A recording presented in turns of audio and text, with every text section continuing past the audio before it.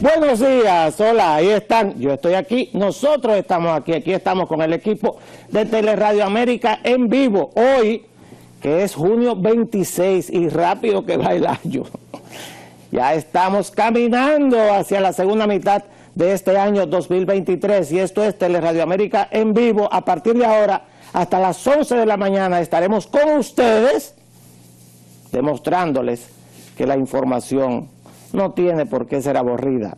Este día, que es lunes, el primer día laborable de la semana, estamos aquí a través de Teleradio América en los canales 12 y 45, nuestra aplicación Tradigital, donde usted la puede bajar en la Google Store o Apple Store y desde ahí usted nos puede seguir en su dispositivo móvil donde quiera que se encuentre. También el portal de Teleradio América, teleradioamerica.com. Lo pone ahí en una computadora y desde el trabajo también nos puede ver y seguir toda la programación de Teleradio América y las redes sociales. Es decir, todo un abanico de posibilidades para seguir con nosotros este lunes, que es 26 de junio, el Día Internacional de la Lucha contra el Tráfico y el Crimen Organizado alrededor de las drogas narcóticas. Sí, hoy es el Día Internacional de la Lucha contra las Drogas, que tiene tanta actualidad en la República Dominicana por todos los acontecimientos que estamos mirando. Así que a poner atención al día de hoy y recordar que es nuestro deber como familias, como ciudadanos del mundo, como los que habitamos en este planeta, tratar de evitar que los que vienen detrás de nosotros caigan en las garras de la droga, que es un vicio que nunca se deja. Inmediatamente usted se convierte en drogadicto, tendrá que luchar contra este vicio durante toda su vida. Tenemos una gran cantidad de contenido para hoy. Tenemos al licenciado Carlos Morales, quien es el asesor jurídico del INCOR, que es el Instituto de Trasplante en la República Dominicana, que estará con nosotros. También tendremos una sección especial sobre lo que ha acontecido en el fin de semana en Ucrania y Rusia, pero sobre todo en Rusia, con el tema del intento de golpe de Estado de Vladimir Putin. Tendremos también todas nuestras secciones habituales, así que quédese ahí, que seguimos después del resumen de noticias.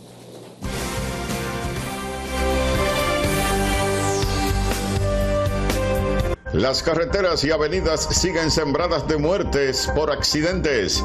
El fin de semana fue trágico accidente en autopista Duarte, autobús de transporte Espinal, muertos y heridos. Accidente de jipeta en carretera Sánchez, 3 jóvenes muertos.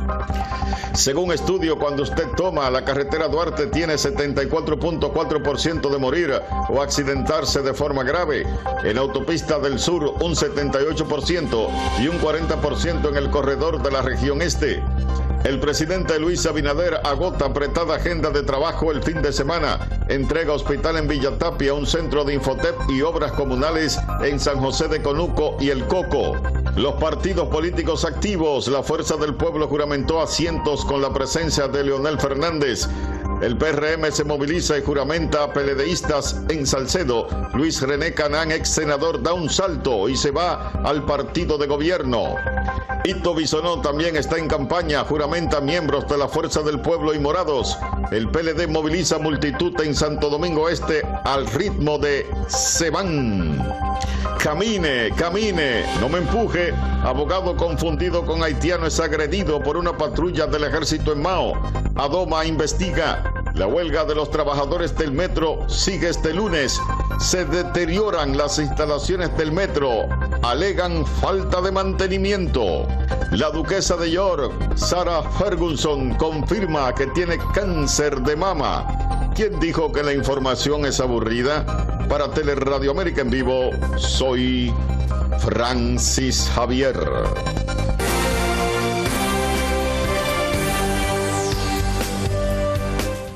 Hola, buenos días. Saludos. ¿Y ustedes? ¿Cómo les va? Días. ¿Y ustedes que están allá? Gracias por estar con nosotros. Hoy es lunes, salimos del fin de semana, tenemos una sonrisa aunque queremos llorar. No me pasa ningún problema, para que quede claro, pero por la situación que vimos en el fin de semana. ¿Y ustedes cómo les fue?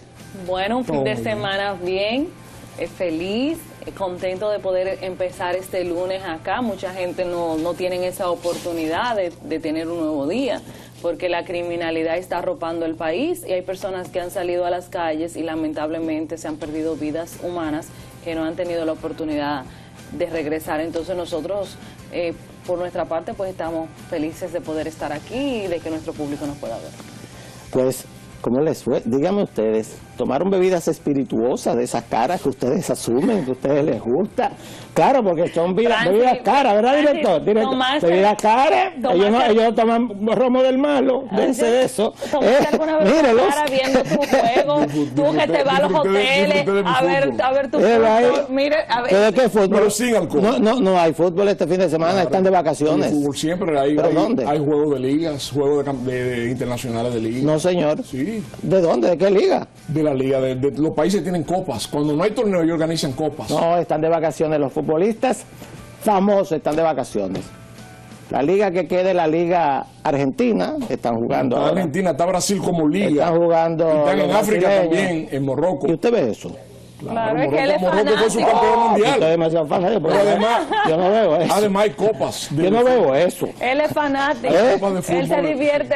Yo no veo eso. Yo no salgo de Real Madrid, Barcelona, Juventus, no, esos el son Milan. Los mejores, claro. Esos son los mejores, pero ahora mismo organizan copas. Cuando terminan los torneos se organizan copas. Mire, Lionel Messi estaba en Rosario, allá en su ciudad natal, rodeado por un ejército de gente. Cumplió 36 años. Una de las ciudades más peligrosas del mundo. Allá cumplió 36 años. Usted sabe también, usted está enterada. Yo veo farándula, porque no llevo la parte de la farándula, donde la esposa sube una foto con los hijos celebrando los 36 años. La parte del fútbol se la dejo a ustedes. La parte de la farándula, ayer yo estaba en casa, digo, ¿y ahora qué yo voy a ver? No hay fútbol, no hay Fórmula 1, no había nada. Béisbol y ese juego es demasiado aburrido. ¿Usted cree que el juego de béisbol es aburrido? Ay, no, claro que no. A mí me fascina. Es un juego que no se mueve nadie hasta que tocan la bola. Pero tú mantienes la expectativa. Por eso yo digo que el juego de béisbol es tan aburrido que es el único juego donde la gente puede hacer el amor entre innings y no pasa nada. Oh, sí. Es así. Mire, pero más ya, portarnos serios hoy, de verdad. Tengo que poner la cara seria, obligatoriamente, porque el fin de semana fue un fin de semana trágico en las carreteras dominicanas. El viernes, un autobús camino a Santiago se volcó. Yo he viajado en esos autobuses. A mí mi amigo Marino Collante me convenció de que no manejara hasta Santiago, sino que me fuera en esos autobuses de transporte espinal. Y claro, yo me iba muy cómodo y eso, pero ya no me voy otra vez, ¿no? Porque aparentemente el conductor, no se sabe, iba a exceso de velocidad. Hubo un vehículo que cruzó por la autopista Duarte, él intentó evadirlo y esos autobuses tienen un centro de gravedad muy alto, no pueden ir muy rápido. Yo recuerdo cuando viajaba con ellos de que tienen un limitador de velocidad. Muy lamentable. Totalmente. 6 muertos hasta ahora, 28 heridos, algunos de ellos están en estado grave en varios hospitales de la zona norte de la capital y lo cierto es que es una situación complicada. Lo segundo, en la noche o madrugada del domingo, noche de sábado, 2 amigos fueron a buscar a un tercero que llegaba por el Aeropuerto Internacional de las Américas e iban a una comunidad en Baní, en la provincia de Peravia, y se estrellaron contra un poste de luz, lo tumbaron y se mataron los 3. 9 muertos durante menos de 24 horas. Y lo cierto es que no sé qué vamos a hacer con este tema. El viernes también un video que fue viral donde un oficial retirado de la policía tiene una discusión por un choquecito con un conductor de una voladora aquí en la capital, en la avenida Independencia, no muy lejos de aquí. Y en la discusión terminó en que el chofer del autobús le tiró encima y atropelló al capitán retirado de la policía y hoy está en el hospital de la policía tirado en una cama en estado grave. No sé qué vamos a hacer aquí con el tema de la violencia. En la noche de ayer, un funcionario de Cora Plata en Puerto Plata muerto a tiros. Hay un video también que lo vamos a presentar en la parte de las redes, donde aquí en la capital, en Piantini, en pleno Piantini, le tiran una sustancia inflamable a un vehículo y le pegan fuego. hay una situación de violencia extrema en el país. ¿Qué es lo que vamos a hacer con eso? Bueno, yo creo que es una situación lamentable. El tema de los accidentes hemos tratado varias veces. Usted incluso, yo creo que en uno de sus segmentos hablaba del costo, o se trae un especialista aquí del costo que le representa el Estado Dominicano el tema de los accidentes de tránsito y las personas que quedan en estado de gravedad. A mí me da mucha pena lo sucedido en el Cibao, en la entrada de La Vega. Murió una muchacha, dentro de los muertos hay una jovencita, y una vida que se pierde por la imprudencia a la hora de manejar, también con los jóvenes de Baní, pero es a diario que aquí hay un accidente de tránsito, que pasa algo. Es como si las personas entendieran que un volante es una licencia para matar, no hay prudencia, no hay consecuencias reales. En el tema de accidentes de tránsito no hay educación, señores, también la educación influye bastante, porque un país con bajos niveles de educación es un país con altos niveles de accidentes de tránsito. Fíjense la conexión que hay entre una relación y otra. Y el tema de la criminalidad, bueno, la gente tenemos miedo de salir a la calle, porque usted sale, como decía al principio, y no sabe si va a llegar. Mire lo que pasó con ese funcionario, pero circulan videos en las redes sociales que tienen la hora de que ellos siguieron atracando. Ellos continuaron, los que mataron al funcionario de Cora Plata, ellos continuaron en Puerto Plata, o sea, hay un muerto, pero como si no pasa nada, continuaron en su actividad delictiva, y uno de los videos muestra una joven que está desmayada, todavía no sé si fue, cuando ellos dispararon, se le pegó un tiro o no, o si fue el susto del momento. No, yo pienso que uno de los principales problemas que tenemos en general en nuestro país es el manejo de ira.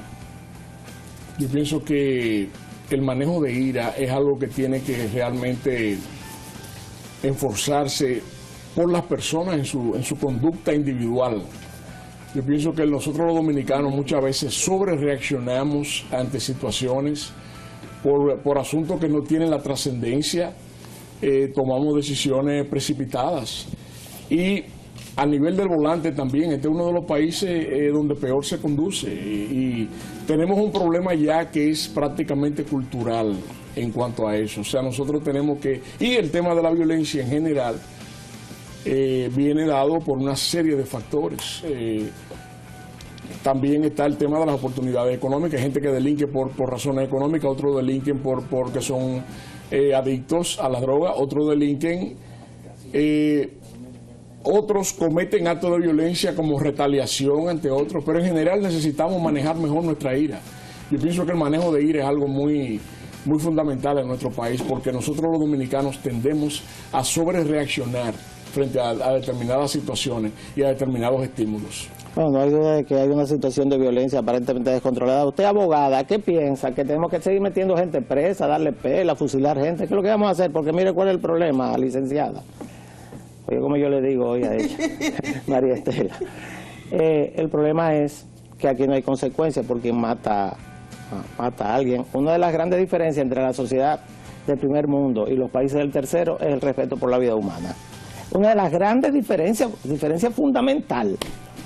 O sea, en un país desarrollado usted mata a alguien y sabe que va a tener una situación difícil. Lo van a meter en una cárcel si le prueban algo en un tribunal, pero por muy largo tiempo. Aquí no. Aquí los condenan a 30 años y al poco tiempo están en la calle delinquiendo. ¿Qué usted piensa? Porque mire, su área de expertise está muy cuestionada en el país, ¿eh? Sí, mire, la violencia en el tránsito es consecuencia de la múltiple forma en la que se expresa la violencia en la sociedad dominicana. Solamente lo vemos y nos sorprende cuando son en dimensiones como la que hemos visto en estos últimos días, relacionada con personas, como dice Francis, que no han podido manejar su ira, pero más que no han podido manejar su ira es que andan en un estado, si se quiere, de irritabilidad. Aquí en la sociedad dominicana salimos con muchos temas pendientes de la casa. La sociedad a veces se torna violenta cuando tú te sales de la casa y tomas un volante.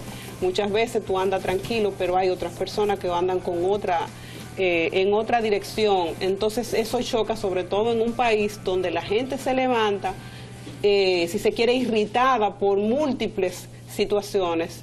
Resulta ser, Francis, que eso pudiera ser también un detonante de la expresión de la tanta violencia. Usted me la puso difícil ahora. Usted me la puso difícil ahora. ¿Sí? Claro, porque hay un anuncio en el día de hoy de que las distribuidoras, la agencia del gobierno de transmisión eléctrica, anuncian que van a suspender el servicio eléctrico desde muy temprano en la mañana en media ciudad. Entonces, si la gente con este calor se acuesta sudando, los mosquitos, ya nadie usa mosquitero casi. Se acostó que fue al supermercado antes de eso. Le estoy diciendo, usted va a levantar irritado, entonces yo no voy a salir a la calle porque me pueden matar. El que no haya dormido me puede tirar una boba encima, me puede volar arriba, ¿qué voy a hacer? O sea, si la situación es por lo irritable que está la gente, entonces se explica que los apagones sí traen violencia. ¿Ustedes no piensan eso, eh? Sí, los apagones. El que no duerme amanece feliz. No, ¿Usted piensa? No. Y más que venimos cosechando una situación de estado mental también, pendiente en la sociedad. La gente tiene una secuela acumulada de muchas impotencias. Por todo, el COVID es una secuela que no se ha atendido, la salud mental también está suelta, entonces eso es un reflejo de cómo andan nuestras emociones como ciudadanos cuando tenemos que interactuar. Tendremos que preguntarle a Celina mañana que ella piensa de eso, porque de verdad que no es especialista en el área de salud mental, porque yo me doy por vencido. Ahora los apagones son porque hace calor. Eso es que dicen. Vamos a tumbar los circuitos eléctricos, por ahí anda la lista, se la voy a leer antes de cortar, de toda la parte oeste de la capital, comenzando por Arroyo Hondo, dando la vuelta por la autopista Duarte, siguiendo casi hasta el 28, pero los Alcarrizos no va a tener luz Arroyo Hondo, no va a tener luz Los Peralejos, no va a tener luz una enorme cantidad de espacio, sobre todo alrededor de la autopista Duarte cuando se sale de la ciudad. Es decir, que el anuncio de EDESUR, que es la encargada de esa área, en el día de hoy, y la excusa nueva de que no hay luz, de que hay una demanda sobreañadida, pero hace 2 semanas dijo el ministro de Energía y Minas que aquí se está produciendo luz para votar. Y entonces, se está votando. Y entonces, precisamente se en está el proceso, votando, pero no llega a los fluidos. ¿cuál es el problema básico? ¿Cuál es el problema básico de la distribución? La pérdida está en la distribución y ese problema no lo han podido solucionar, pero nosotros tendremos en la semana un experto en el área que nos podrá ayudar bastante, darnos su opinión y su parecer y que conoce el sistema. ¿Por qué no han podido resolver el tema de distribución a este gobierno? Le ha quedado tan grande y tengo que decirlo, lamentablemente este gobierno, porque aquí, aunque no teníamos resuelto 100% el sistema, el tema de la energía eléctrica, la mayoría de los sectores del país eran 24 horas. Ya no se estaba yendo la energía eléctrica como se está yendo ahora, e incluso en sectores como este, donde está este canal, que es un espacio privilegiado de la sociedad dominicana, se está yendo la energía. Francis, déjeme preguntarle algo, usted que es economista, ¿se ha hecho algún tipo de estudio alguna vez de la capacidad instalada en la República Dominicana que no tiene nada que ver con el sistema eléctrico nacional, es decir, las plantas que todos tenemos en los edificios, los inversores? La energía alternativa. Exactamente. ¿Se ha hecho eso? No algo, se ha cuantificado, no creo. Pero es mucha, ¿verdad? Bastante. Y ahora están los paneles solares que se han popularizado. Exactamente. También. O sea que es una situación desesperante el tema de la energía eléctrica. Mira, en realidad el tema de los apagones ha estado presente aquí todo este tiempo. Se mitigó bastante cuando entró en funcionamiento Punta Catalina. Desde que usted y yo era muy chiquito. Sí, pero nunca hemos vivido sin apagones. Sí, pero Punta Catalina cuando Punta Catalina entró en funcionamiento, realmente se mitigaron, si vamos a analizar con objetividad, se mitigaron bastante y Punta Catalina estuvo operando durante la pandemia y durante la pandemia hubo pocos apagones. Hay que ser honesto en eso, muy pocos. Pero la demanda era menor, me imagino yo, ¿verdad? Una vez que dijeron o mayor porque había mucha la gente estaba encerrada en el periodo de pandemia. Okay. Debió de ser mayor, debió en teoría. Exacto. No sé en realidad el diagnóstico que están dando estos funcionarios con relación a la operación del sector eléctrico, pero en realidad no han llenado las expectativas. Mire, me voy a permitir leer como servicio público a los televidentes los que dice EDESUR que no tendrá la luz en el día de hoy. Estará Santo Domingo Este y los Alcarrizos, los Girasoles, los Peralejos, Remerto Samaria, los Militares, el Olimpo y Reparto Rosa, 42 sectores residenciales, dice EDESUR, no tendrán luz, mientras que la empresa de transmisión eléctrica dominicana dice que está haciendo un mantenimiento y tendrá de 9 a 3 de la tarde hoy apagado Colina de los Ríos, Colina del Seminario, Los Guayabos, Villa Elena, Pradera Hermosa, algunos sectores de los Alcarrizos, o sea, 23 más, usted suma 42 más 23, le da 65 lugares donde no hay luz hoy en la mañana hasta la tarde. Estamos acostumbrados, pero no es fácil esta situación. La situación de la energía eléctrica es una situación desesperante en este momento. No, y que la vida ahora es más moderna, y al ser más moderna descansa más en la energía eléctrica. Usted sabe que yo tengo un hijo que es colega suyo, que es economista. Y entonces, claro, mirando esto, creo que fue ayer, le dije, él está de visita aquí porque él vive en Madrid, y le digo, Ricardo, ¿y qué vamos a hacer con el tema de los apagones aquí? Dice, lo que hicieron en Bávaro. Digo yo, pero Bávaro es un sistema aislado, o sea, tiene su propia empresa eléctrica, que es CEPEN. Me dice, sí, claro, ellos hacen así, y le ponen una tarifa a los pobres, todos tienen que pagar o te la cortan, y los ricos también tienen que pagar. El problema de aquí es el pago. Según los datos que están ya publicados, tiene un 47% de pérdidas. Y hay sectores de que tienen un 90% de pérdidas. Es decir, que ponen 100 pesos en línea y 90% es pérdida, solamente cobran 10. No hay empresa que aguante así tampoco. Esa es la realidad. También se habló en el Consejo Económico y Social, cuando se debatió ese tema, de que se iban a reducir el gasto corriente los gastos administrativos de esta compañía, porque en realidad había una gran cantidad de asesores y los consejos durante los últimos 20 años. Pero han aumentado que el gasto corriente. No se hizo esa parte que se estipuló, no se cumplió en realidad. Mire, hubo elecciones en Guatemala. Adivinen quién ganó. Hay 2 vueltas en Guatemala, la segunda vuelta es el 20 de agosto. ¿Quién ustedes creen que ganó de 23 candidatos que se presentaron? Unas elecciones muy fraccionadas. En primer lugar quedó Sandra Torres. ¿Quién? Sandra Torres. Se equivocó. ¿Quién ustedes creen que ganó? ¿Quién ganó? Ganó el voto nulo. El voto nulo en las elecciones de Guatemala, 17.7%. La gente no quería esos candidatos. Sandra Torres es la que quedó en segundo lugar, 15.2%. Y Arévalo, el nombre es el hijo de Juan José Arévalo, un famosísimo para Dominicana y también para Guatemala, presidente de la década de los 40, se llama Bernardo Arévalo, que es hijo de él, ese que está ahí. Quedó en tercer lugar con un 12.5%. Ganó el voto nulo. El problema es que el voto nulo no va a la segunda vuelta. Pero, pero es una expresión. No va a segunda vuelta. Quienes van a la segunda vuelta son los dos que tenemos ahí. Director, póngamelo ahí.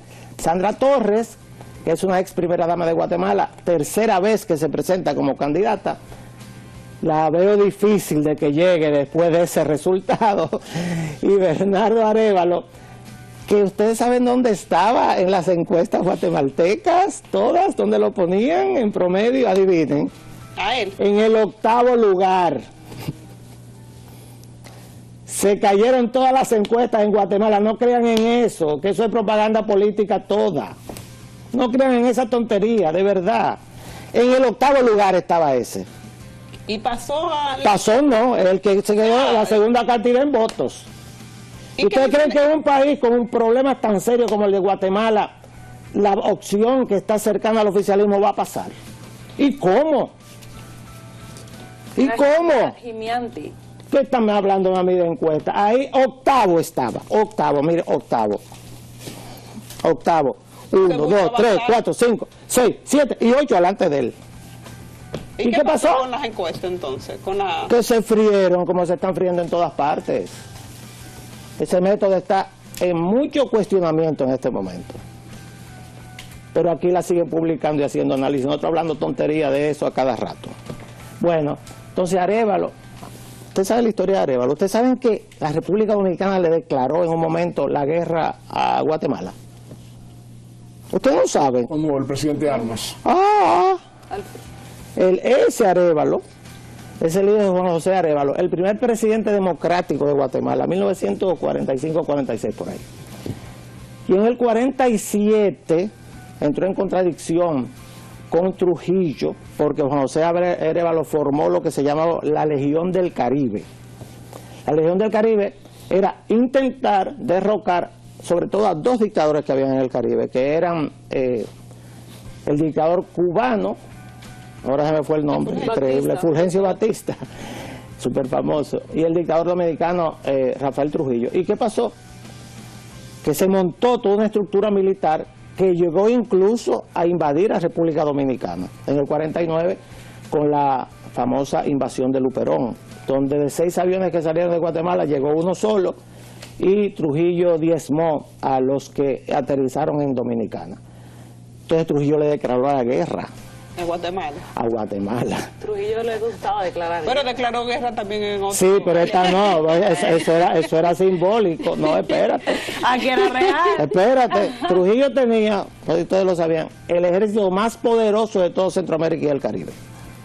El tema con José Arévalo, el padre de Bernardo Arévalo, es que entró en contradicción con la principal compañía de siembra de bananos, de guineo, en Centroamérica, la United Fruit, que la llamaban en Centroamérica la chiquita banana, y por lo tanto salió del poder posteriormente y hubo toda una cantidad de maniobras donde al final Trujillo impuso, escúchenlo, a un presidente en Guatemala, pero estuvieron a punto de bombardear de Guatemala a República Dominicana. 2 veces han intentado bombardear a República Dominicana, no se ha hablado. Una, el tema de Trujillo, la segunda fue Cuba, al principio de la dictadura de los Castro, que es una dictadura para mí, yo respeto al que piense lo contrario. Entonces, esta persona aparentemente va a ser el próximo presidente de Guatemala, Bernardo Arévalo, porque Sandra Torres representa la estructura tradicional de la política. Este es el antipolítico, una persona vinculada a diplomático que vivió gran parte de su vida fuera de su país, vivió en Israel, vivió en Uruguay, exiliado cuando su padre tuvo que salir de Guatemala. Bueno, ese va a ser el próximo presidente guatemalteco. Pero no necesariamente tiene que ser así, porque pudiésemos analizar esos votos nulos y ver quiénes son los que están en descontento, porque pudiera ser con uno y con otro. ¿Y quién es el antisistema? Bueno, pero que no necesariamente el antisistema se refleja porque el voto nulo pudiera tener mucha lectura. Usted va a estar sentada ahí el 21 de agosto. Ahí mismo, ahí, hasta con ese mismo vestido. Puede venir, sentarse ahí y usted va a ver que Arévalo es el presidente de Guatemala electo. Ese es el voto antisistema. Ese 17% se expresa como un voto antisistema, en contra de todo lo que están, y eran 23 opciones diferentes. ¿Usted piensa? Bueno, yo creo que Sandra ya es la tercera vez que aspira, la tiene un poco complicada, incluso su partido tiene divisiones, han salido muchas personas del partido, y el tema del señor que está en 8º lugar, tengo que estudiarlo más a profundidad, pero pienso que quizás a las encuestas darle tan lejano lugar, puede que sea que mucha gente no haya votado por él porque entendía que no iba a ganar. Entonces hay que ver ahora cómo se reconfigura todo a raíz de que solamente quedan 2. ¿Usted tiene opinión sobre eso, de Guatemala? Mira, no tengo una opinión acabada para dar un veredicto de un ganador. Lo que sí creo que los resultados reflejan la manera en que el voto se ha disgregado, una indicación muy clara del descontento de la sociedad con la manera en que se ha estado manejando su gobierno y con la manera en que se ha estado manejando su país, porque realmente no hay un claro ganador en esto. Hay, como usted ha señalado, las voces de disentimiento han alcanzado, la candidato antisistema, como usted lo describe, ha alcanzado una votación importante, pero en realidad en líneas generales hay un descontento con la forma en que se está manejando el gobierno. Mire, hablando de encuestas, ustedes saben, cuando yo comencé a hacer mis primeros pininos en política, yo recuerdo que a Balaguer le decían, es una anécdota muy famosa, a Balaguer le decían, mire, doctor, dice las encuestas que usted está en 3er lugar. ¿Sabe lo que él contestaba? Ja, ja, ja, qué bueno, porque con un toquecito inmediatamente anoto. A usted que no le gusta el béisbol, con un Sí, pero aquí todo el mundo sabe de béisbol. Todo el mundo sabe con un toquecito. ¿Qué usted quiere que yo haga? ¿Qué usted quiere que yo haga? Ahorita me paro aquí a bailar dembow, porque es así, porque todo el mundo le gusta. Así que Balaguer no esperaba el toque y se robaba el home.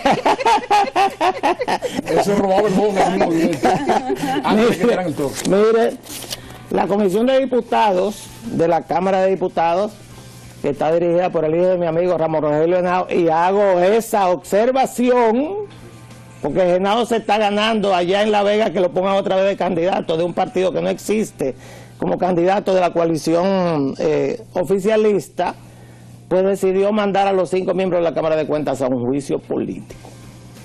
Pero es un informe. Exacto. Para que eso se produzca, tiene que haber una votación de 2/3 partes de los diputados. No existe una mayoría oficialista que consiga esos votos en el Congreso en este momento, porque hay declaraciones tanto del PLD como de la Fuerza del Pueblo que se oponen a este juicio político. ¿Qué ustedes piensan?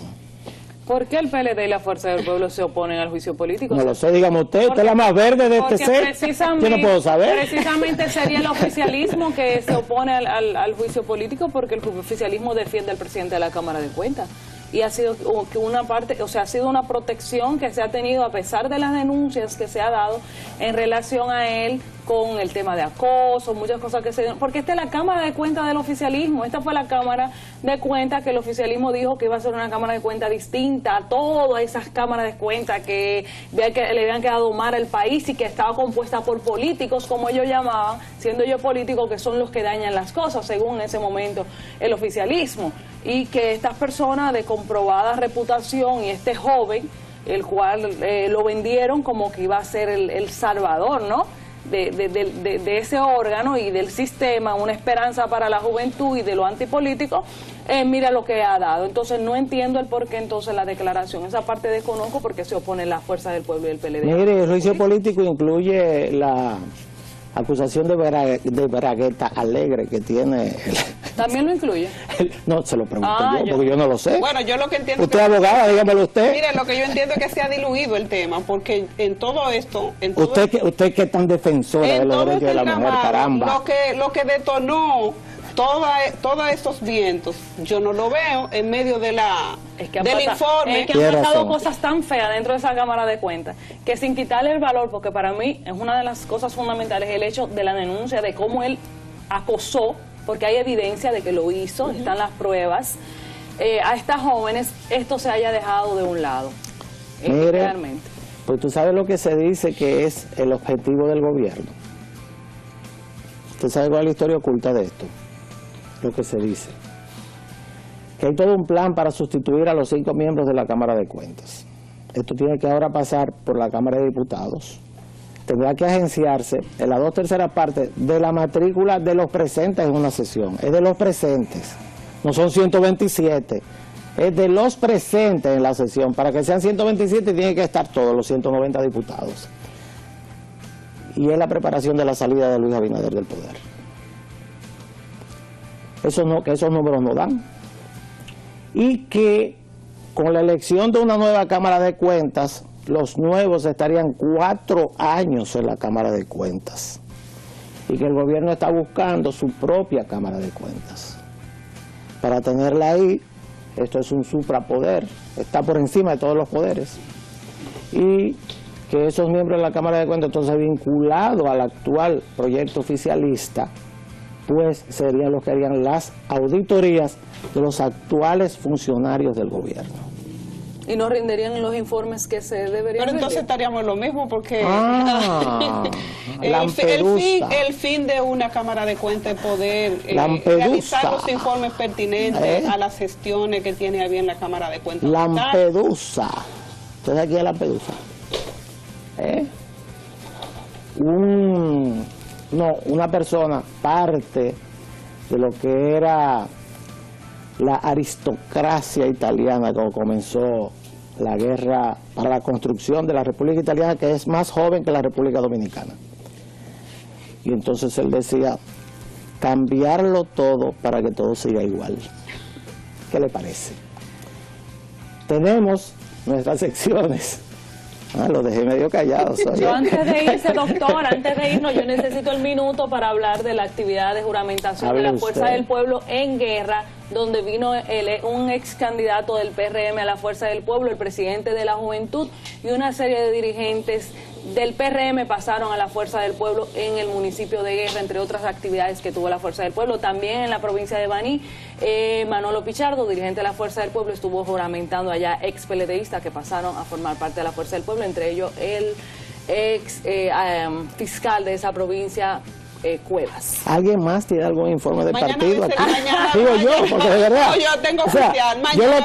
Yo lo termino con una cita excelsa de la historia europea. Yo dije y entonces ella me trae, ¿a dónde fue? A Baní. A Guerra, imagínese usted. Yo tengo la mía oficial. Yo la veo de Lampedusa, entonces ella me trae a Guerra. Mañana cierra el plazo para el depósito, y esto es oficial, de las reservas que tienen a bien los mañana hay que depositar. Exacto, mañana el plazo. Quédense con nosotros y cuando volvamos tenemos las secciones, pero nuestra entrevista central de hoy, el licenciado Carlos Morales nos hablará de los requisitos y de la ley que tiene que ver con los trasplantes. También tendremos una sección especial con nuestro experto en política internacional, Richard Medina, que nos tratará en una edición especial de lo que fue la situación en Rusia durante el fin de semana y muchísimas cosas más. Así que quédese con nosotros y volvemos después de la pausa.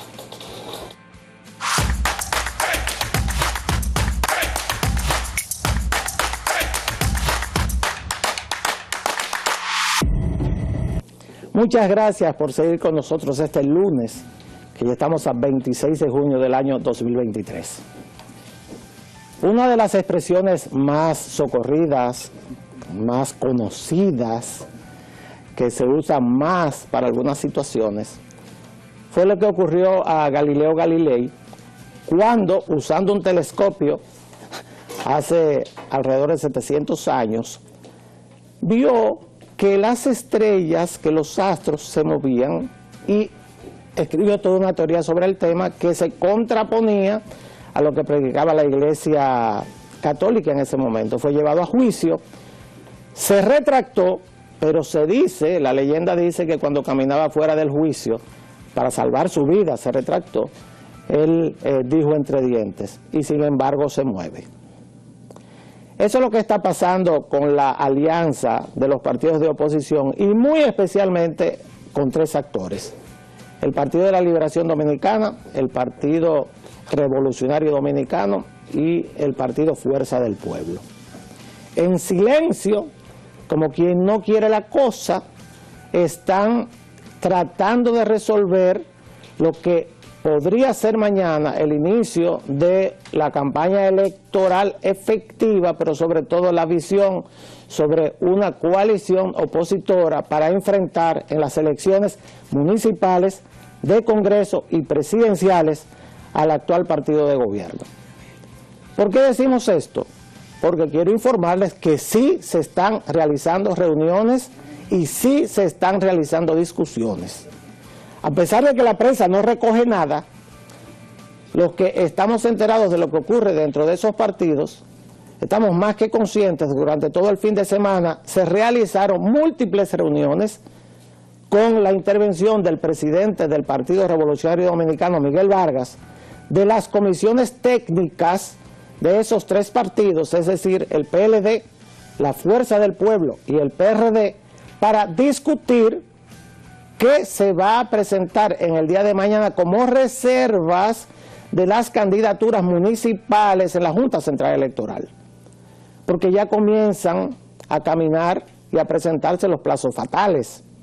En el día de mañana los partidos están compelidos por la ley a entregarle a la Junta Central Electoral las posiciones que se reservarán para decisión de lo que son las direcciones de esos partidos, para señalar a través de asambleas a los que serán sus candidatos. Y esto quiere decir que mañana comenzará a dibujarse la alianza.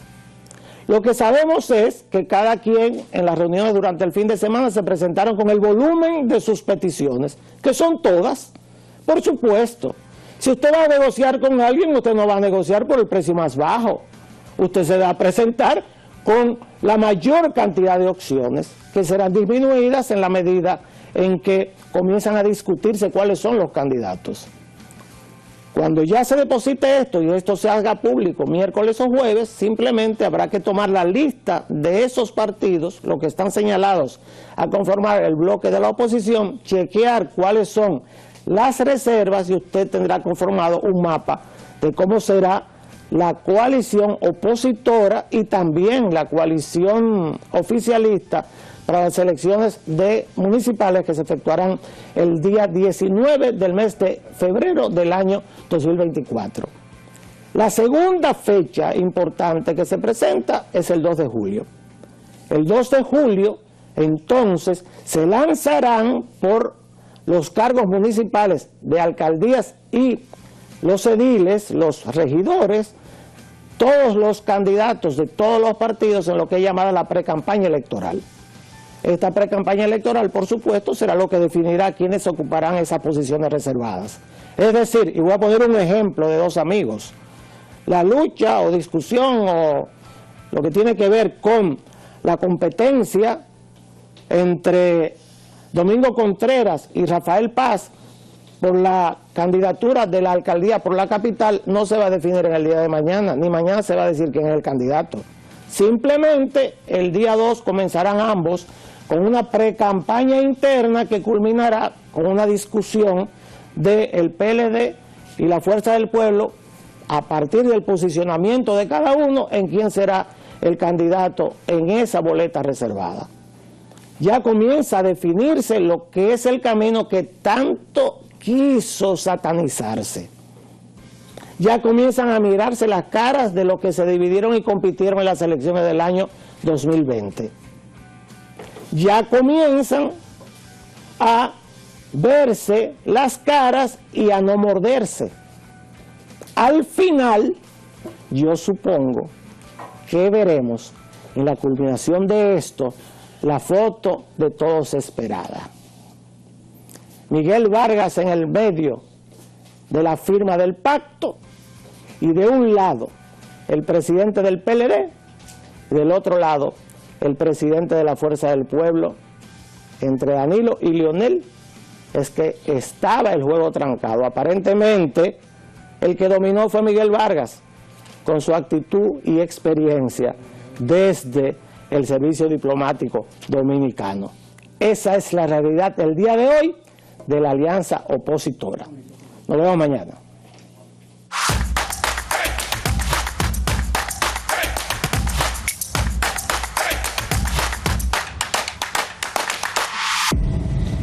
El aguacate. ¿A quién no le gusta desayunar, comer, almorzar, hasta merendar con un aguacate? Los dominicanos y gran parte de la humanidad es loco con esta fruta llamada el oro verde. República Dominicana al año exporta más en precio de los que exporta, tiene más de 80 millones de dólares en exportación de aguacate, colocándose entre los principales lugares de exportación de esta fruta y ahora buscándole también valor agregado con nuevas formas que ha hecho de no dejar perder nada en República Dominicana, donde incluso se está produciendo aceite de aguacate para aprovecharlo todo. Pero también este oro verde tiene algunas complejidades, como el uso del agua, y que en algunos lugares, como en México, se ha convertido hasta en espacio de guerra por el tema del agua, y donde pobladores se han quedado sin agua para sobrevivir, donde la población no tiene agua y que los dueños de estos sembradíos pues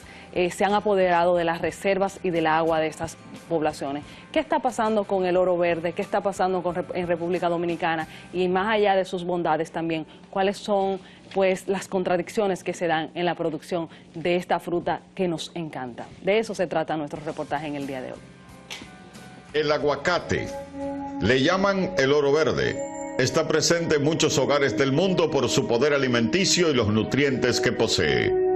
En República Dominicana su producción alcanza más de 600 toneladas métricas anualmente en sus diferentes variedades. La producción criolla se destina especialmente a Estados Unidos y Europa, donde el sabor y la calidad del aguacate dominicano es muy apreciado. El país que más produce aguacate es México. su estado Michoacán, y en Europa, quien es líder en la producción de aguacates es España. Pero detrás de los exquisitos platos preparados con aguacate hay una gran preocupación, y es la cantidad de agua que hay que utilizar para poner a producir una mata de aguacates. Se estima que una mata de aguacate consume la cantidad de agua que una familia promedio gasta en sus quehaceres diarios. Con un gasto promedio de 600 a 700 litros de agua por cada kilo de aguacate, el recurso agua podría ser afectado en forma importante si desde ya no ponemos límite a la siembra de aguacate, especialmente en la cuenca alta de nuestros ríos. Concomitantemente con la siembra de aguacates, que produce muchos empleos, genera riquezas y es fuente de alimentación sana, debemos sembrar árboles para producir agua en la cuenca alta de nuestros ríos y preservar nuestros bosques. Para Teleradio América en Vivo, soy Francis Javier.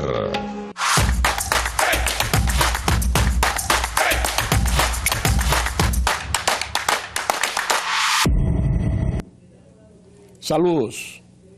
Complacidos de contar una vez más con su sintonía en este subsegmento de economía.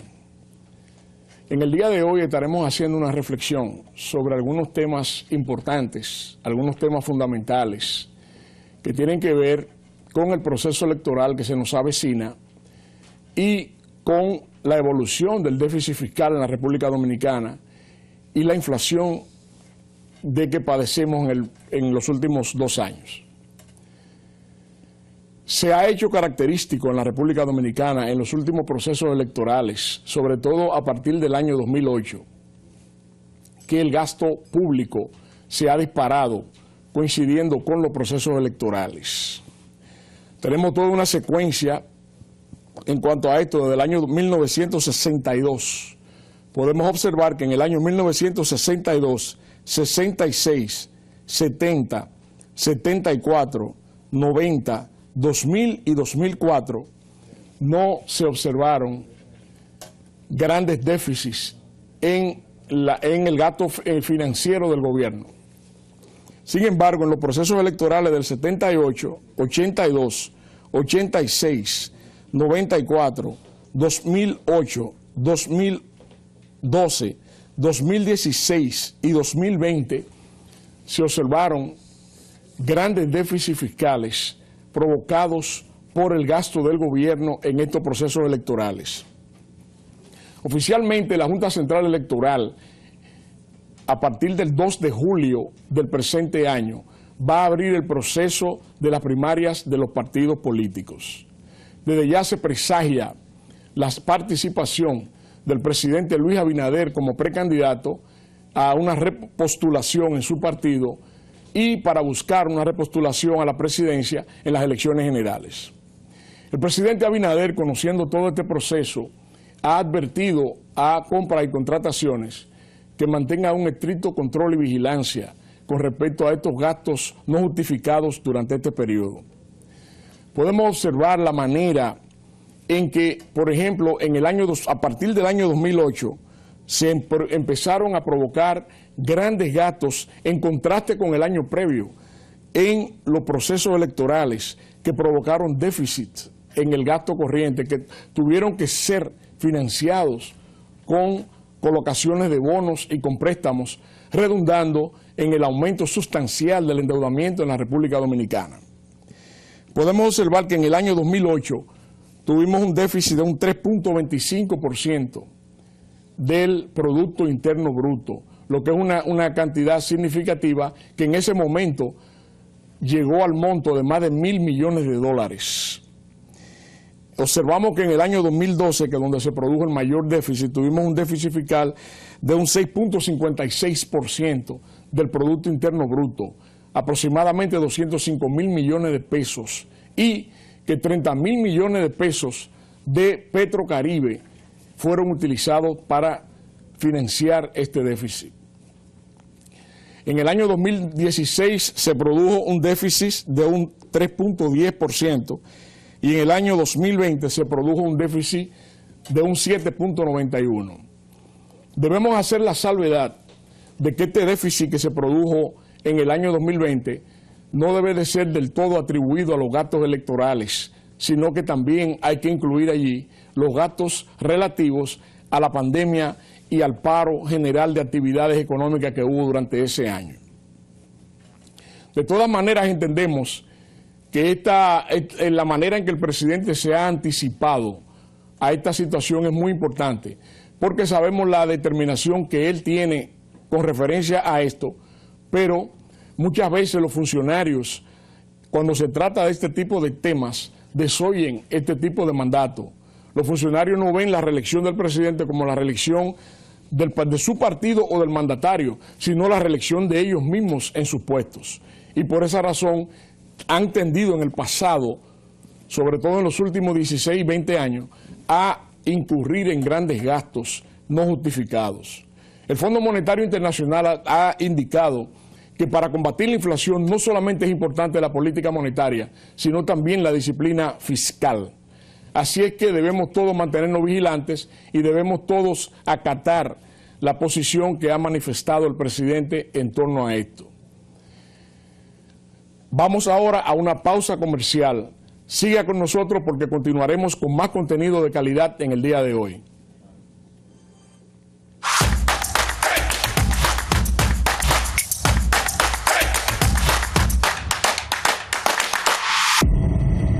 Muchas gracias por seguir con nosotros este lunes 26 de junio del año 2023. Hace unas semanas estuvimos hablando aquí con la doctora Aimé Camaño de lo que es el Programa Nacional de Trasplante de Órganos con que trabaja el Instituto de Trasplantes de la República Dominicana, el INCOR. Y lo cierto es que a nuestro juicio quedaron algunas lagunas en cuanto sobre todo a la información legal.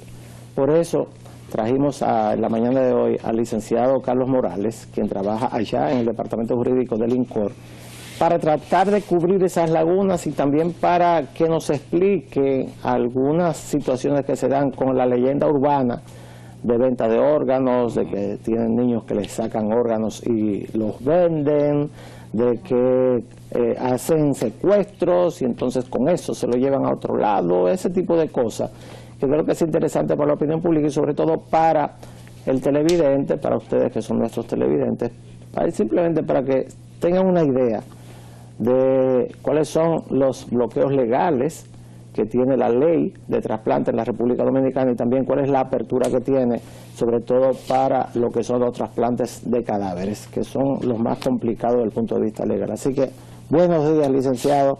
Encantado de tenerlo aquí y cuénteme cómo le va la vida. Muy buenos días, muchísimas gracias a todo el equipo por permitirnos estar aquí presentes. Muy bien. Qué bueno se le ve, usted es un popi puro. No. Se le nota. Se le nota. Usted no sufre de apagones, licenciado, ¿verdad que no? A veces. Pues mire, múdese por mi casa, como yo vivo en la Julia, el presidente vive por ahí no se va la luz. No se va la luz. No, nada. Pero la Julia no va a poder acoger de todo lo que están estos apagones. Licenciado, explíqueme, ya entrando en materia, ¿cuál es la situación de la ley de trasplantes en la República Dominicana? ¿Qué ha facilitado hasta este momento?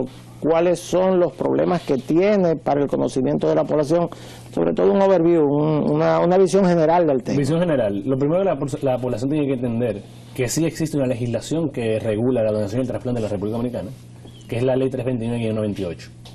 También la misma está contemplada en la Ley de Salud 4201, en el capítulo 5. Y en el 2014 se emitió el decreto que emite los reglamentos de que regulan la ley y cuáles son los procedimientos en los cuales las lagunas legales que tiene la ley se suplentan en el reglamento. Tú has hablado de lagunas legales. ¿Cuáles son esas lagunas legales? Y también si hay que modificar esa ley y actualizarlo a los nuevos tiempos. Bueno, como decía, la ley, al ser una ley tan vieja, desde el 98, estamos hablando que tiene 24 años, en el 2014 se emitió el decreto 431-14 para complementar la ley. Las faltas que tenía la ley en ese momento se complementan con el reglamento. Okay. La licenciada sabe cómo funciona de manera supletoria. Exacto, de manera supletoria para la falta que tiene la ley. Hoy en día está la modificación de la ley ya en el Senado, estudiándose, para crear la modificación y actualizarla a los tiempos de ahora. Eso ya tiene 2 meses, ya está en lectura en la Cámara del Senado, para luego pasar a la Cámara de Diputados. Pero ¿cuáles son las falencias de esa ley vieja? Bueno, es que podemos hablar, por ejemplo, en ese momento no estaba contemplado lo que eran los tratamientos de células, que se tuvieron que poner vía el reglamento, que ya la ley nueva sí va a tener contemplado los tratamientos celulares. Sí, porque las células madre de que hablan es un tipo de implante. Sí. Exacto. Es un tipo de implante. Pero como son procedimientos prácticamente modernos, la ley no lo contemplaba en ese momento y se agregaron en el reglamento, pero ya con la nueva modificación van a estar estipulados. Sí, porque las personas piensan en implantes solamente trasplante de hígado, las cirugías grandes, Claro. trasplante de riñón, que es el más común. Los tejidos también son trasplante trasplantes. de corazón, De hígado. pero también las células madres, los tratamientos de células madres son implantes, porque está pasando... Y los de tejido, como la piel, la válvula cardíaca, la córnea, exactamente, todo eso son eso está implantes. contemplado también en la ley. Mire, no lo puedo dejar pasar la oportunidad con usted aquí, porque en la República Dominicana hay un caso famoso que ocupó una enorme cantidad de espacio en la prensa, con unos programas de investigación, personas que hablaron de eso, y lo cierto es que en mi caso, todos saben que yo soy médico de profesión y trabajé en el primer intento no, de ahí salen los programas de trasplante de la República Dominicana, que comenzamos en el Hospital Salvador Rotier y yo era parte del equipo. Y aparte en el exterior también trabajé en el tema, pero en mi caso yo decía, pero no es posible que en un país planteen que van a secuestrar a una niña, Carla Maciel se llama, o se llamaba, Claro. y que a esa niña la iban a meter en un garaje y le van a sacar una cantidad de órganos, y que esos órganos iban a ser vendidos o provistos a otras personas. Y hubo médicos y clínicas que fueron desacreditados aquí por ese tema. ¿Usted tiene conocimiento del tema? Sí, tenemos conocimiento. Fue lamentable la situación que se vivió con Carla Maciel, porque eso conllevó a que el programa de donación y trasplante se pusiera en cero. No se pudo hacer un solo trasplante en el país. Desde marzo-abril, hasta diciembre del 2015, totalmente cero a las donaciones. Y la gente tiene que entender que el tráfico criminal de órganos en la República Dominicana no existe ninguna sentencia final donde esté contemplado una condena por tráfico de órganos. Pero hay tráfico de órganos ilegal en la República En Dominicana. la República Dominicana no. No hay. Hay países como los países asiáticos que sí se maneja el tráfico de órganos no criminal, sino que yo vendo en vida un riñón. Eso no se practica en Latinoamérica. Esa práctica no existe en Latinoamérica, ni en Europa, ni en Estados Unidos. Estos son los países asiáticos por los niveles de pobreza que manejan esos países y porque no tienen las regulaciones necesarias legales para poderlo controlar. En el caso de nosotros eso no existe. Y en el caso del tráfico criminal, que fue el caso de Carla Maciel, hay que explicarle a la población que es imposible que eso suceda. Usted como médico que trabajó en el tema del trasplante sabe que un procedimiento de trasplante conlleva un número de profesionales multidisciplinarios exorbitante. Especializado. Todos especializados. Porque en mi caso, yo trabajé en ese programa porque mi subespecialidad es anestesiología para pacientes cardíacos. Claro. Entonces, claro, era uno de los profesionales en ese momento con mejor preparación académica para trabajar en ese tema. Venía Ashley Vaquero, Claro.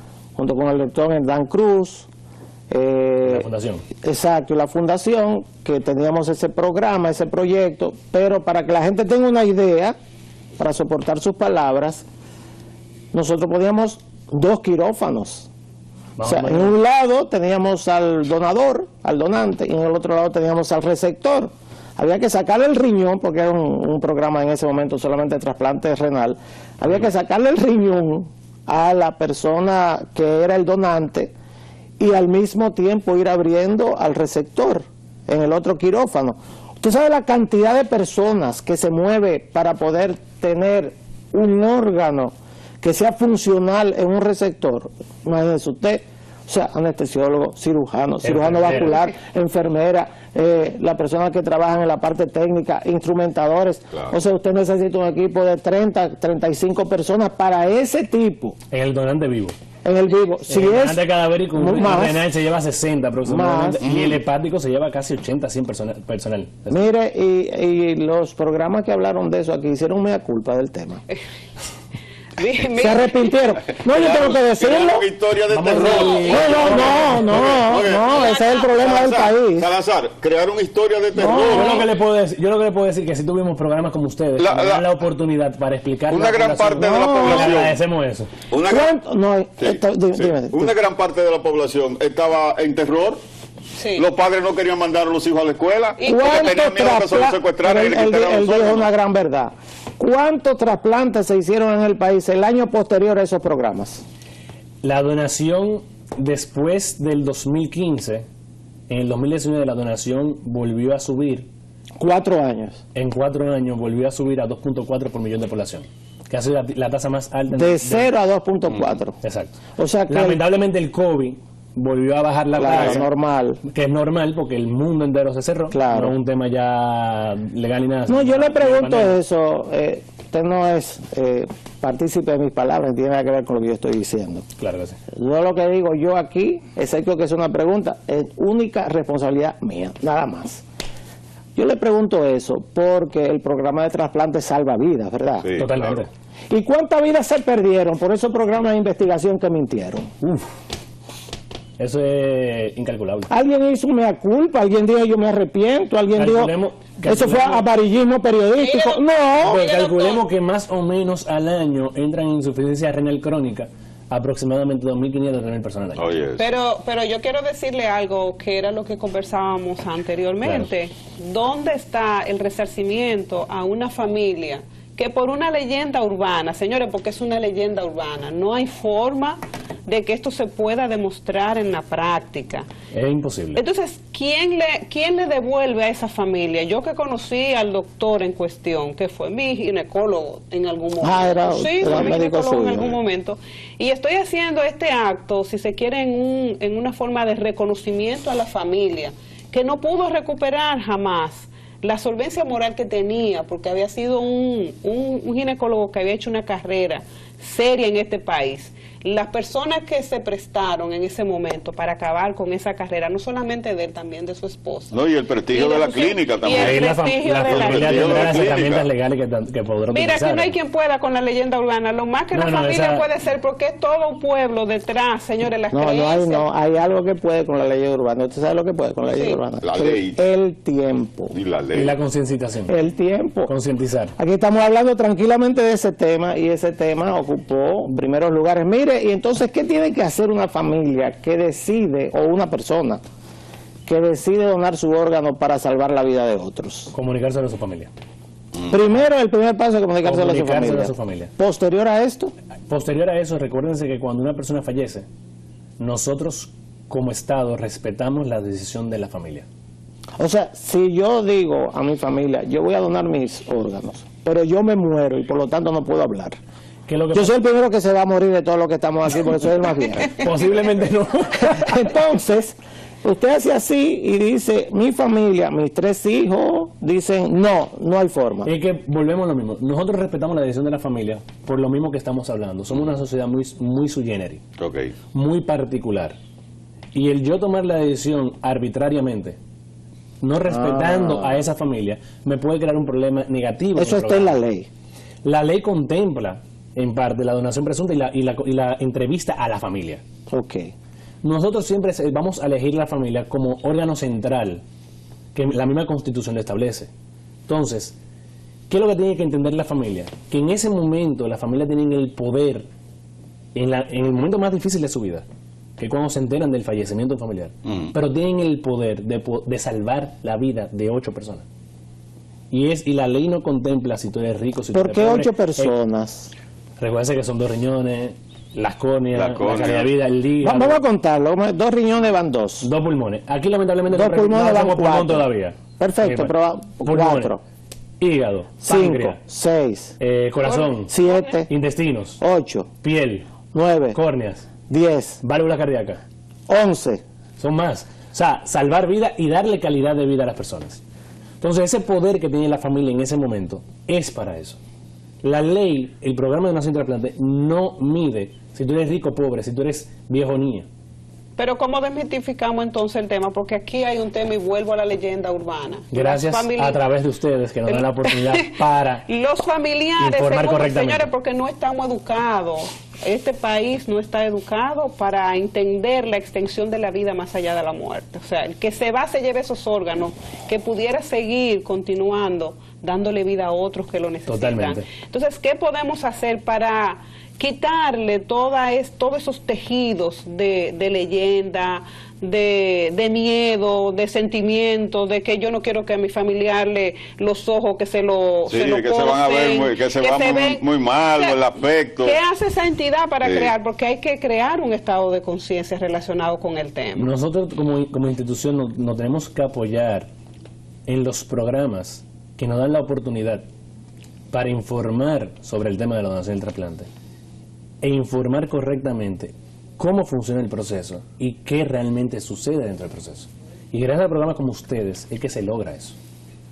Lamentablemente ninguna institución tiene la capacidad de llegar a la población sin la ayuda de los programas de televisión y radio. Los menores están contemplados en la donación de órganos. Claro que sí, son receptores. Son receptores. Sí. Entonces, ¿cuál sería el protocolo en ese aspecto? Ahí voy a aclarar, para separar receptor de donante. El menor de edad no puede ser donante en vida. La ley lo prohíbe. Nadie que tenga condición de salud mental ni menor de edad puede ser donante en vida. Pero en Francia la legislación lo permite. No sé. Sí. La de República Dominicana lo prohíbe, los menores de edad. Cadavérico, sí, porque al final es un cadáver, es una persona que falleció. Ahora, a nivel de receptor, los menores sí pueden recibir los órganos. Y hay muchos menores de edad, muchos niños que están en insuficiencia orgánica terminal. Okay. O sea, eso es alarmante. ¿Cuándo se entiende que una persona ha fallecido? Porque también es otra esperanza, que la gente entiende que en algún momento para la donación de órganos, para separarte tejido y órganos, para la donación de órganos es exclusivamente con muerte cerebral. Okay. Cuando el cerebro ya no tiene ningún tipo de funciones y tú sigues tu cuerpo oxigenando a través de maquinarias. Okay. Especializada para eso, para mantener ese cadáver. Es decir, simplemente para por favor, aclarar, sí, exacto. para aclarar, el corazón podría seguir bombeando sangre porque le llega oxígeno a través de una máquina a los pulmones. La función del corazón es bombear sangre, no es decir a la gente que yo lo quiero, ay, que mi corazón, que yo te quiero. No tiene nada que ver. Le dicen que es el órgano del amor. ¿Usted sabe por qué, licenciado? Usted no lo sabe, yo le voy a decir. El negocio. Porque hay descargas adrenérgicas cuando a usted le gusta a alguien. ¡Oh, qué bella esa mujer! Este hombre me mata, tengo un frito aquí. Entonces el corazón así, pum, pum, pum, pum, pum, y comienza a latir rápido. Se acelera. Exactamente, acelera cuando usted ve a alguien que quiere. Que le gusta. Pero el cerebro, que es el conductor de todos los procesos en el organismo, se maneja a través de ondas que son medibles porque son ondas eléctricas. Cuando usted entonces le hace a un paciente que tiene intensivo un electroencefalograma, una prueba cerebral, simplemente está plana, no tiene ondas eléctricas y eso es muerte cerebral. O el doble transcranial que no tiene flujo, o que aquí no se hace porque una máquina muy cara que es la gammagrafía, que para mí es la ideal, porque una imagen que te marca un cerebro normal tiene flujo y tú le ves los colores del flujo.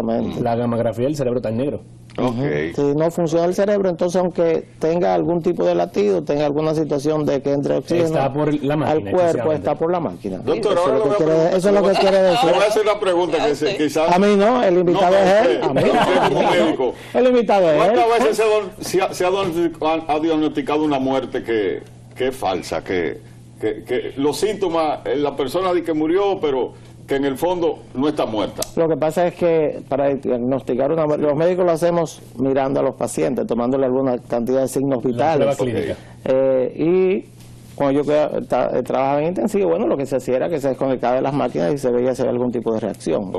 Con el permiso de la familia siempre. Claro. Para no evitarse un problema. Es una de las pruebas que se hace. Exactamente. Usted lo desconecta y a partir de desconectarlo usted se da cuenta si tiene algún tipo de reacción cerebral o pulmonar o cardíaca, y entonces usted decide, ese paciente murió y anota la hora. A las 9:13 murió fulano de tal fecha, Pero para el tema de trasplante de órganos y sobre todo el manejo de esos cadáveres, que es bastante delicado desde el punto de vista legal y el doctor lo sabe, hay que hacer algunas pruebas con equipos muy especializados para, sobre todo, para determinar si el cerebro todavía tiene algún tipo de La función. prueba se certifica la prueba clínica y se avala con la prueba instrumental, que en el caso de ahora en la República Dominicana se está usando el Doppler transcranial, que es el que maneja las ondas o los flujos sanguíneos, que es el parecido, si está en plano, no tiene flujo. Doctor, yo que continúo y me excusa el doctor Salazar y Francis, Tranquilo. porque yo quiero aprovecharte también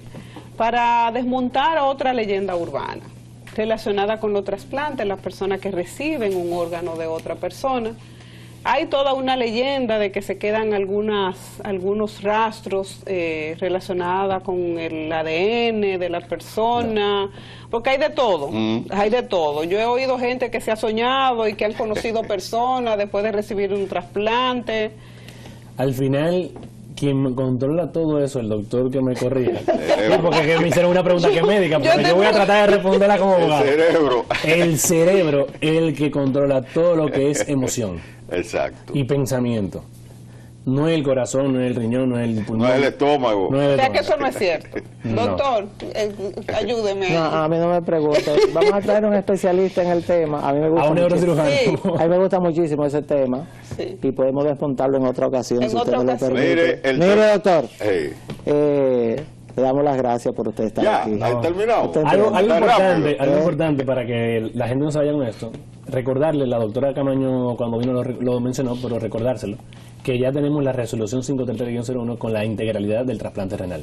Ah, ok. Eso significa, Ya que todos los pacientes en insuficiencia renal crónica tienen cobertura por sus ARS. perfecto, o sea que el costo de la cirugía entra dentro de Tiene lo un que es el plan copago, de tiene un servicio de copago, que es salud. un salario mínimo nacional cotizable, un solo copago. Cuando se agota ese copago, la ARS asume el 100% Eso- hasta el nuevo año. Eso lo cabildió el INCOR, ¿verdad que sí? Nosotros como INCOR luchamos con eso desde el 2017-2018 y en esta gestión el Ministerio de Trabajo junto con el Consejo Nacional de Seguridad Social aprobaron esa Mire, resolución. salúdeme a Fernando Morales, mi querido Se lo amigo, mando por allá, ahorita. de verdad que sí. Yo Claro. lo quiero mucho y él ha salvado muchas vidas en este país con ese tipo de acción. Excelente. Un abrazo a todos mis colegas del INCOR. Lo cierto es que me siento muy orgulloso de todo lo que están haciendo en el país. Gracias a usted. Gracias a ustedes por Su la- nombre nunca se me va a olvidar, imagínense, Carlos Morales. Una gran persona con quien yo trabajé muchos años. Y muchísimas gracias, doctor. A ustedes. Para el INCOR, este programa siempre estará abierto porque salvan vidas. Muchas Nosotros todavía tenemos varias secciones. Recuerden que tenemos un reportaje especial sobre el tema de lo que ocurrió en Rusia durante el fin de semana y sigue ocurriendo todavía en el día de hoy. Ocupa los titulares en la mayor parte de los periódicos y volvemos.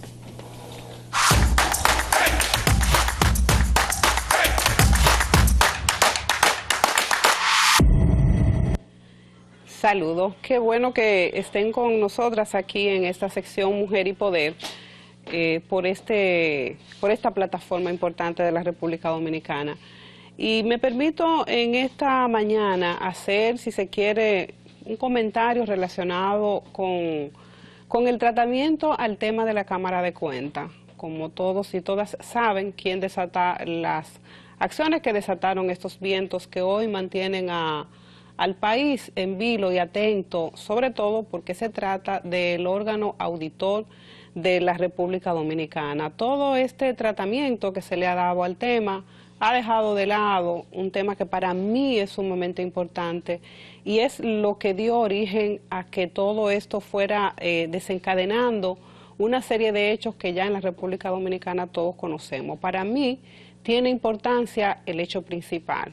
Cuando se habló de acoso, cuando se hablaron de ciertas insinuaciones relacionadas con unas damas que trabajan en esta institución, todo esto se quedó, si se quiere, en el aire y se han dado respuestas, si se quiere, en otra dirección que no fue la que llevó a la discusión y a la responsabilidad de su presidente. Yo he escuchado personas decir que si la Cámara de Cuentas hubiese estado integrada por hombres, los resultados hubiesen sido diferentes. Y no es verdad, porque es una forma, si se quiere, machista y sesgada de ver una situación que posiblemente nosotros no podamos manejar en el fondo.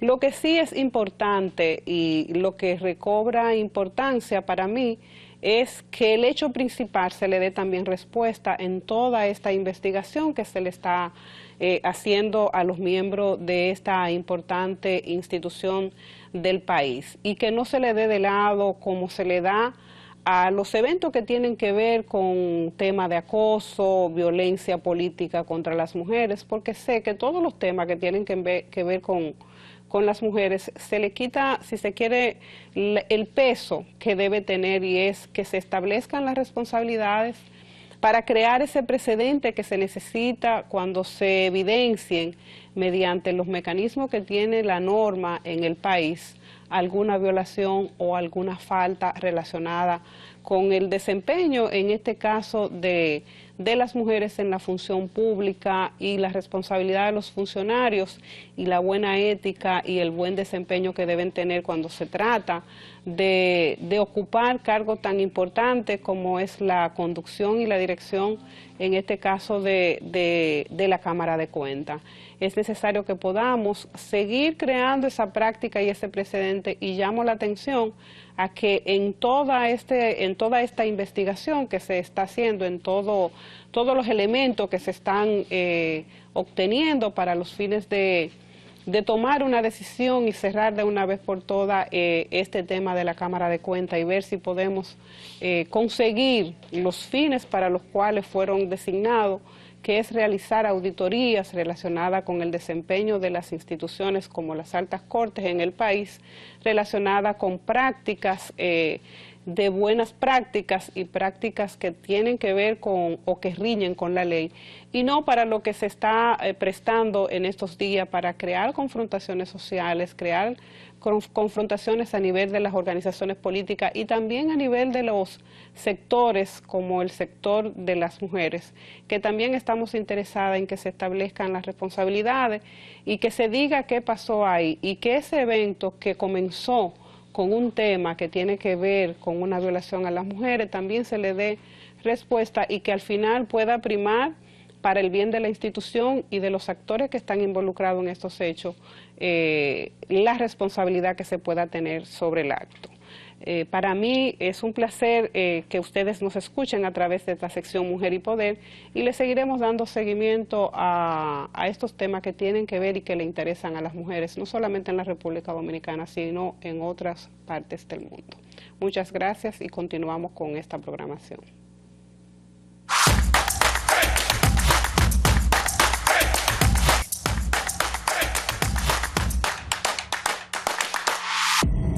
Muy buenos días, queridos televidentes de este su programa Trae en Vivo, por aquí, por Teleradio América. Para mí, Richard Medina, es un placer estar de nuevo con ustedes en el segmento Visión Internacional. Hoy tenemos un especial. Este reportaje especial, se debe a que desde el viernes hasta el sábado en Rusia pasaron situaciones anormales. Y fue que un grupo de mercenarios llamado el Grupo Wagner marchó desde Ucrania, que es donde estaban apostados, hacia Rusia, en una serie de demandas que ponen en tela de juicio el liderazgo unificado de Vladimir Putin, presidente de Rusia. El Grupo Wagner o Wagner Group es una entidad paramilitar que surgió en 2014. La primera vez que este grupo paramilitar, este grupo de mercenarios fue desplegado en situaciones de guerra, sucedió en el conflicto que hubo cuando Rusia tomó la península de Crimea en 2014, y luego tuvo diferentes actuaciones en los diferentes teatros de guerra que habían en Siria dentro de su guerra civil. Hubo batallas destacadas de este grupo en Alepo y en Palmiria. ¿Qué es el Grupo Wagner? Bueno, inicialmente eran unos 250 contratistas del Departamento de Defensa ruso que iban a la guerra a realizar operaciones oscuras y operaciones de inteligencia donde el gobierno ruso no quería que se viera como parte de operaciones, es decir, que este era un grupo al margen de la institucionalidad del ejército ruso. Su fundador, Prigozhin, es un hombre cercano, o era un hombre cercano a Vladimir Putin, era dueño de varios negocios que suplían de comida al Kremlin y dueño de varias empresas relacionadas también con el gobierno ruso. Prigozhin luego fue creciendo esta empresa, el Grupo Wagner, desde los 250 individuos hasta más de 25.000, y algunas fuentes dicen que más de 50.000 en la actualidad de la guerra de Ucrania. El grupo Wagner era un grupo de mercenarios que estaba dentro ya de Ucrania, en las regiones del Donbass. Las regiones del Donbass son regiones donde había una mayoría de la población que era rusa o prorrusa, y fue el inicio de esta campaña militar de Rusia sobre Ucrania. Ellos trataron o han tratado de lograr el control de esa zona llamada Donbass y luego de otras zonas como Brakmer, que finalmente Rusia tiene control de ella.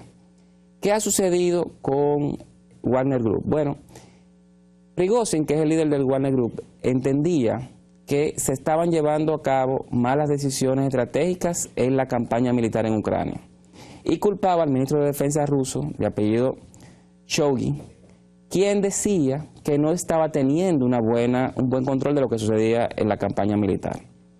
Luego dijo que el ejército ruso y la armada rusa estaban bombardeando los campamentos del grupo Wagner y matando a varios de sus contratistas. Estas son declaraciones que deben ser probadas porque no hay tantas evidencias vinculadas con este tema. ¿Cuál fue la decisión entonces de Prigozhin? Bueno, el día 23 de junio, con los campamentos que tenía el grupo Wagner dentro de las fronteras de Ucrania, se devolvieron y marcharon hacia una ciudad llamada Rostov. La importancia estratégica de Rostov es que es el cordón umbilical, es el sitio que le provee de material bélico y alimento a las tropas rusas que están en Ucrania. Luego de esto tomaron la ciudad y avanzaron hacia Moscú, en una marcha que se paró a los 250 kilómetros de Moscú. Inmediatamente esto sucedió, el Ministerio de Defensa ruso comenzó a fortificar la ciudad, declararon el día lunes, o sea el día de hoy, como no laborable en Moscú, e iniciaron a desplegar tanques de guerra y tanquetas en las calles de Moscú. Esto sucedía mientras Wagner iba en marcha hacia Moscú. Gracias a la mediación del presidente de Bielorrusia, Lukashenko. Bielorrusia es un país aliado, quizás el aliado más cercano que tiene Rusia y Vladimir Putin en la actualidad. Tuvieron una mediación con Prigozhin y el equipo de Wagner para desarticular esta marcha. Prigozhin decidió mandar a dar vuelta atrás, media vuelta, a sus tropas para que vuelvan a luchar a Ucrania. Él partiría al exilio en Bielorrusia, que se ofreció a darle el exilio, y también llegaron a otro tipo de acuerdo como que todos aquellos que bajo la ley marcial que se había impuesto en Rusia eran condenables por llamar a una rebelión, pues estarían libres de cargos, incluyendo el propio Prigozhin. Esto es algo paradigmático, algo bastante extraordinario en la historia reciente de Rusia. Vladimir Putin, quien llamó a este motín, a esta rebelión, como una sedición contra el gobierno ruso y lo llamó a todos ellos traidores, ha guardado silencio luego de esta negociación de Lukashenko con Prigozhin. ¿Qué depara o qué genera esto para Rusia en la actualidad? Hay varias lecturas. Primero,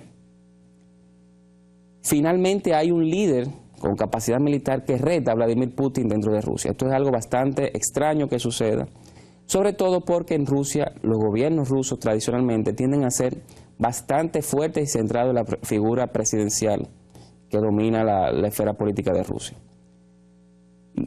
En ese sentido, Antony Blinken, que es el secretario de Estado o canciller de Estados Unidos, dice que es una fisura o crea fisuras, crea grietas en la fachada rusa, y no es para menos.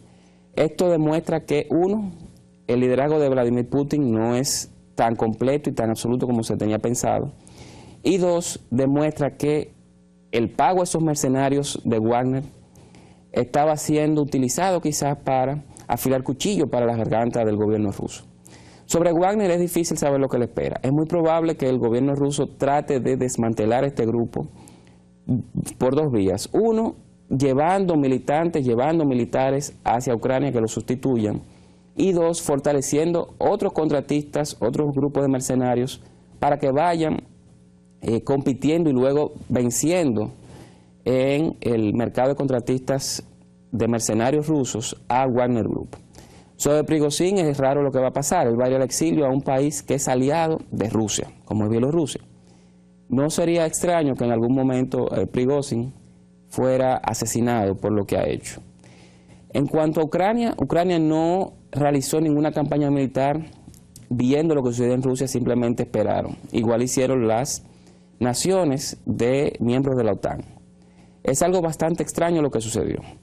Desde el punto de vista de Estados Unidos, la inteligencia sí había advertido que Prigozhin tenía tiempo armando o movilizando sus tropas de Wagner, de mercenarios, más cerca de la frontera con Rusia que más cerca de Kiev, es decir, más cerca de la capital.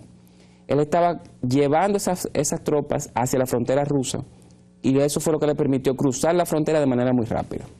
En cuanto a Rusia, además de ese golpe a la estabilidad política que ha mantenido Rusia en los últimos 25 años, es de esperarse que esto sirva de reflexión al interno de las Fuerzas Armadas. ¿Por qué? Porque las Fuerzas Armadas no pudieron desplegarse de manera tan rápida para frenar esa ofensiva que venía trayendo Prigozhin hacia Moscú. Prigozhin últimamente dijo que él se detuvo y dio marcha atrás para evitar el derramamiento de sangre rusa, lo cual es bastante correcto y va a haber un enfrentamiento. Sin embargo, quedan dudas sobre qué va a pasar con Rusia al futuro. Muchos aliados, o no aliados, sino amigos de Rusia o países que tenían un desarrollo, una interacción comercial bastante fuerte con Rusia, como es el caso de India y de China, probablemente están observando esto y reevaluando las posibilidades que tiene el gobierno ruso de salir triunfante de Ucrania. Y en el caso de los chinos, que han sido aliados de Rusia durante la invasión a Ucrania, llama la atención que no se han pronunciado de manera enérgica condenando ese intento de golpe de Estado del grupo Wagner y Prigozhin contra Putin. Eso es todo por hoy. En una próxima entrega continuaremos conversando sobre aquellos aspectos de la política internacional. Pasen muy feliz resto del día.